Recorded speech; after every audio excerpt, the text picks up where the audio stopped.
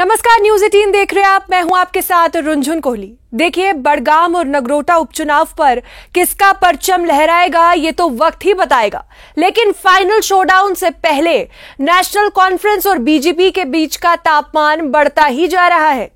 आए दिन पार्टियों के नेता एक दूसरे पर आरोपों की बौछार करते जा रहे हैं। जम्मू कश्मीर में यदि राजनीतिक परिवार की बात आती है तो अब्दुल्ला परिवार का नाम सबसे पहले सामने आता है। अब्दुल्ला परिवार पर परिवारवाद की राजनीति के आरोप कोई नई बात नहीं है, लेकिन सीएम उमर का कहना है कि बीजेपी भी दूध की धुली नहीं है और बीजेपी खानदानी राज से खुद भी वास्ता रखती है। अब आपको सुनाते हैं सीएम उमर का वो बयान जिससे राजनीतिक हलकों में हलचल तेज हो गई है। अब जीत की हम पूरी कोशिश लगाए बैठे हैं। एक हमारी अपनी सीट थी, एक सीट में हम साल पर पहले हारे, लेकिन उम्मीद करते हैं कि इस बार नगरोटा में भी हमारी परफॉर्मेंस ठीक रहेगी, क्योंकि बीजेपी ने एक चीज तो साबित कर दिया जो मैं बार बार कहता हूं, बीजेपी को खानदानी राज से कोई इख्तलाफात नहीं है। उनको खानदानी राज बिल्कुल पसंद है, लेकिन सिर्फ अपने खानदान। जो खानदान बीजेपी के खिलाफ हैं उनको खानदानी राज सिर्फ उनमें नजर आती है, और ये शुक्र है नगरोटा में दोबारा साबित हुआ। लेकिन चीफ मिनिस्टर के इस हमले से विपक्ष में भी बौखलाहट देखने को मिल रही है। Leader of opposition Sunil Sharma ने साफ साफ सीएम उमर को परिवारवाद के प्रोडक्ट बता दिया है और परिवारवाद के इन आरोपों को साफ इनकार किया है। पहले इस बात पर तो मैं खुश हूं, कम से कम उन्होंने मान लिया कि वो परिवारवाद का प्रोडक्ट है। उनने इस बात को स्वीकार कर लिया कि वो परिवारवाद का प्रोडक्ट है। लेकिन अब जब कंपैरिजन या डिफरेंस की बात करते हैं उस पे मैं जवाब दूंगा। ये तो है वो परिवारवाद का प्रोडक्ट है और तीसरी पीढ़ी के हैं, चौथी पीढ़ी वो लॉन्च कर रहे हैं, जिन्होंने अपनी जिंदगी दी है। इनसे बड़े बड़े एक्सपीरियंस्ड लोग हैं। ऐसा नहीं कि उमर अब्दुल्ला साहब के पास कोई एक्सपीरियंस या मेरिटोरियस है। इनके पास एक मेरिट है, ये अब्दुल्ला खानदान के शहजादे, इसके अतिरिक्त इनके पास कोई मेरिट नहीं है। इनके पास बड़े स्टॉलवर्ड्स रहे, राथर साहब, सागर साहब, उड़ी साहब, पता नहीं कौन से साहब। दे जरा पार्टी किसी वक्त उनके हाथ में, चलाएं पार्टी नहीं। वो सारे इनके पीछे पीछे चलने चाहिए। ये होता है। हमारे यहाँ कुछ नहीं पता है। आज जिस पद पे आप हो, कल किसके पीछे चलना पड़े। यहाँ पे आम व्यक्ति जिसमें वो कौशल हो, जिसमें वो टैलेंट हो, जिसमें वो जो व्यवहारिक हो, जिसमें वो सलाहियत हो। देखिए, अब्दुल्ला परिवार पिछली 4 पीढ़ियों से जम्मू कश्मीर की सियासत में किंग मेकर बन के उभरी है। सीएम उमर के पिता डॉक्टर फारूक अब्दुल्ला कई बार राज्य के मुख्यमंत्री रह चुके हैं। फारूक अब्दुल्ला केंद्र सरकार में मंत्री भी रह चुके हैं। वहीं फारूक अब्दुल्ला के पिता शेख अब्दुल्ला भी जम्मू कश्मीर की कमान संभाल चुके हैं। इसके साथ साथ फारूक अब्दुल्ला के बहनोई गुलाम मोहम्मद शाह भी जम्मू कश्मीर के मुख्यमंत्री रह चुके हैं। वंशवाद की राजनीति के अलावा नेशनल कॉन्फ्रेंस पर कई और बड़े आरोप भी लग चुके हैं। बड़गाम में भारतीय जनता पार्टी ने एक बड़ी जनसभा आयोजित की, जिसमें भारी संख्या में लोग शामिल हुए। जनसभा में नारों और पूरे जोश के साथ लोगों ने अपना समर्थन दिखाया। भारतीय जनता पार्टी, भारतीय जनता पार्टी, आगा मोहसिन साहब, आगा मोहसिन साहब। गुलाम अली खटाना और रविंद्र रैना का स्वागत पूरे जोश के साथ हुआ। इसी बीच रविंद्र रैना ने मुख्यमंत्री उमर अब्दुल्ला पर निशाना साधते हुए कहा कि उन्होंने बड़गाम की जनता को बेसहारा छोड़ दिया है और अब फिर उन्हीं से वोट मांगने आ रहे हैं। इसके अलावा ये भी कहा है कि ये लोग जनता की सेवा नहीं बल्कि अपनी ऐशो आराम की राजनीति कर रहे हैं। उन्होंने कहा है कि नेशनल कॉन्फ्रेंस ने जनता के वादे बिल्कुल भी पूरे नहीं किए हैं। देखिए, जम्मू कश्मीर में आगामी उपचुनाव में कौन अपना डंका बचाएगा इसका पता कुछ दिनों में पता चल जाएगा, लेकिन इस जंग में उतरी सभी पार्टियां एड़ी चोटी का जोर लगा रही हैं और लोगों का भरोसा जीतने की पूरी कोशिश में लगी है। चलिए अब आगे बढ़ते हैं दूसरे बड़े मुद्दे की तरफ। जम्मू कश्मीर में वंदे मातरम को लेकर बड़ा विवाद खड़ा हो गया है। मिरवाइज उमर फारूक ने जम्मू कश्मीर सरकार के उस आदेश पर गहरी चिंता जताई है जिसमें स्कूलों का वंदे मातरम के 150वें वर्ष पर सांस्कृतिक कार्यक्रम आयोजित करने और सभी छात्रों की भागीदारी सुनिश्चित करने का निर्देश दिया गया है।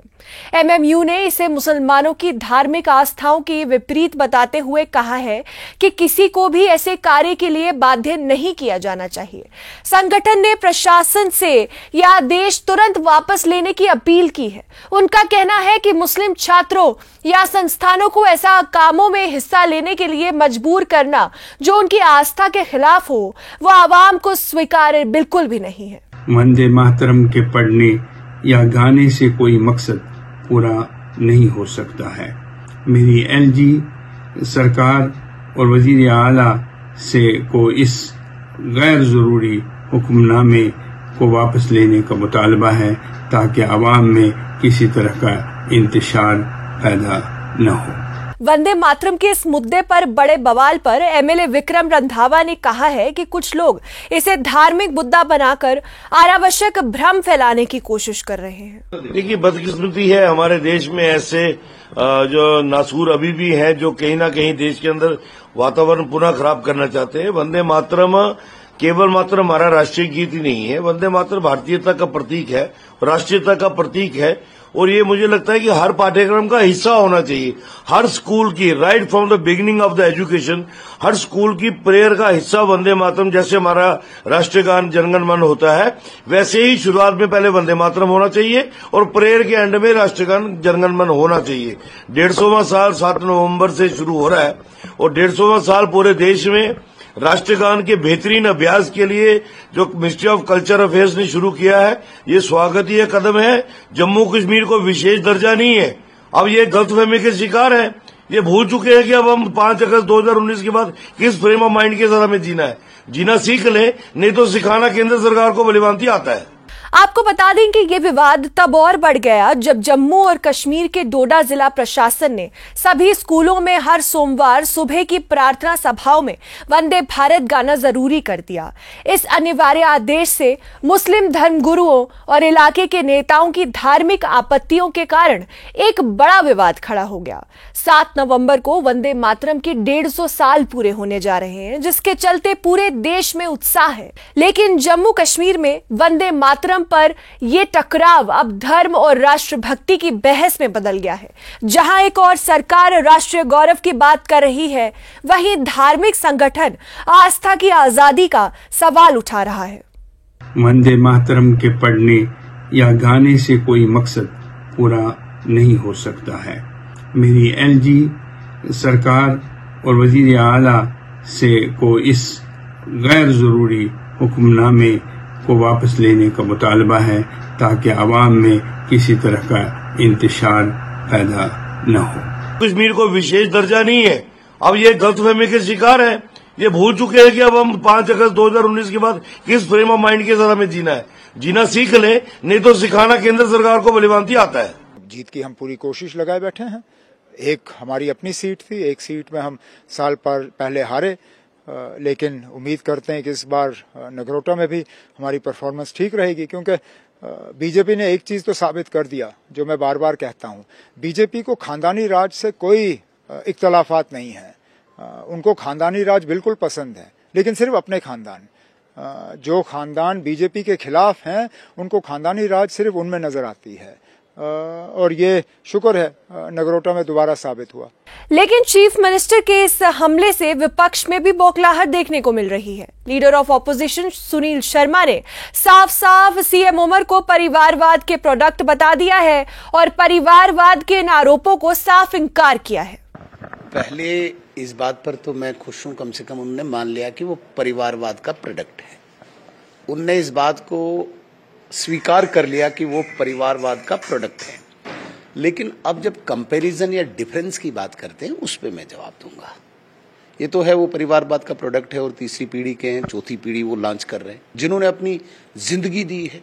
इनसे बड़े बड़े एक्सपीरियंस्ड लोग हैं। ऐसा नहीं कि उमर अब्दुल्ला साहब के पास कोई एक्सपीरियंस या मेरिटोरियस है।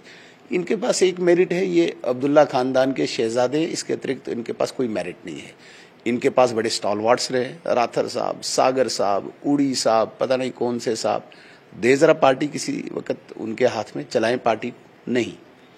वो सारे इनके पीछे पीछे चलने चाहिए, ये होता है। हमारे यहाँ कुछ नहीं पता है, आज जिस पद पे आप हो कल किसके पीछे चलना पड़े। यहाँ पे आम व्यक्ति जिसमें वो कौशल हो, जिसमें वो टैलेंट हो, जिसमें वो जो व्यवहारिक हो, जिसमें वो सलाहियत हो,